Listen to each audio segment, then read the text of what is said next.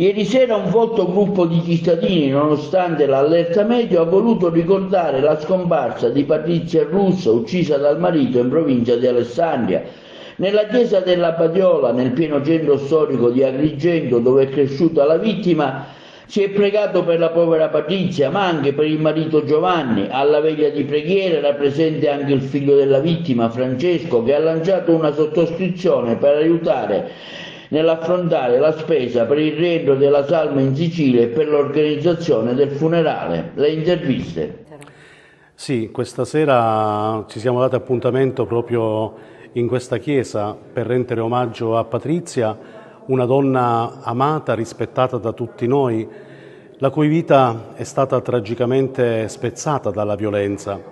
Patrizia era parte integrante di questa nostra comunità, nata e cresciuta vicino alla nostra chiesa, nella parrocchia appunto della Badiola. Oggi con le fiaccole, questa sera con le fiaccole accese, vogliamo ricordare il suo sorriso, la sua gentilezza e la luce che ha portato nelle nostre vite.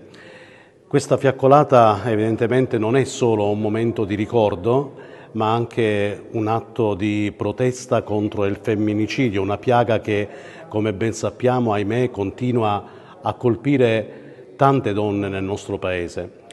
E con le nostre preghiere e il nostro silenzio vogliamo dare voce a tutte le vittime e ribadire che c'è anche il nostro impegno per costruire una società libera dalla violenza di genere.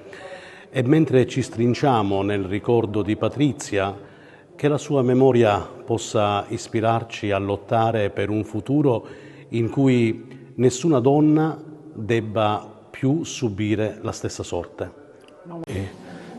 Sì, stasera siamo qui per la veglia della nostra amata Patrizia Russo, un qualcosa di terribile, indescrivibile, sono atti che vanno condannati. Io conosco sia Giovanni, che conoscevo anche lei, penso l'intera comunità agrigentina è presa dallo sgomento, nessuno si aspettava una reazione del genere, quindi noi agrigentini condanniamo quest'atto, però anche, oltre che da sindaco, da medico, dico che dobbiamo anche puntare tanto sulla prevenzione, perché a secondo i segnali, a secondo quello che succede, ci sono sempre dei campanelli di allarme e bisogna immediatamente comunicarli a chi di competenza. Prego. Buonasera, siamo qui riuniti nella chiesa della Badiola, dove Patrizia è nata e cresciuta. Questa è la sua chiesa parrocchiale. Noi come persone vicine la ricordiamo con tanto affetto. Io in particolare la ricordo come la maestra di educazione motoria di mia figlia, insegnava all'Esseneto. Veramente cancellare è difficile il suo volto in questi giorni. Negli ultimi due giorni non ho fatto altro che pensare a Patrizia, una signora, una professoressa bravissima, piena di voglia di vivere, di entusiasmo, seguiva i ragazzi con tanta passione e la vedevamo sempre in giro anche con la sua famiglia.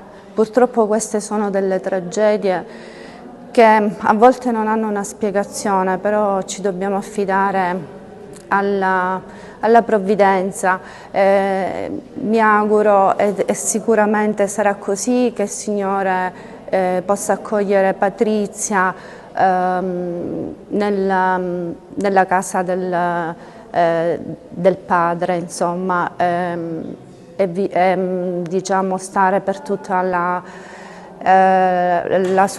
sua esistenza in cielo, accanto sempre ai figli che avranno tanto bisogno della sua presenza spirituale. Che idea si è fatto di quanto accaduto? Non saprei, è difficile dare una spiegazione, anche perché io conoscevo personalmente Patrizia, però non conoscevo molto il marito. Però per le persone che li hanno conosciuti è un non ci sono spiegazioni. Non ci sono spiegazioni per il fatto che apparentemente era una coppia molto affiatata. Patrizia si dedicava non solo al suo lavoro di insegnante, ma aiutava anche molto il marito in quanto era imprenditore agricolo. E tutti ricordano questa coppia come una coppia affiatata.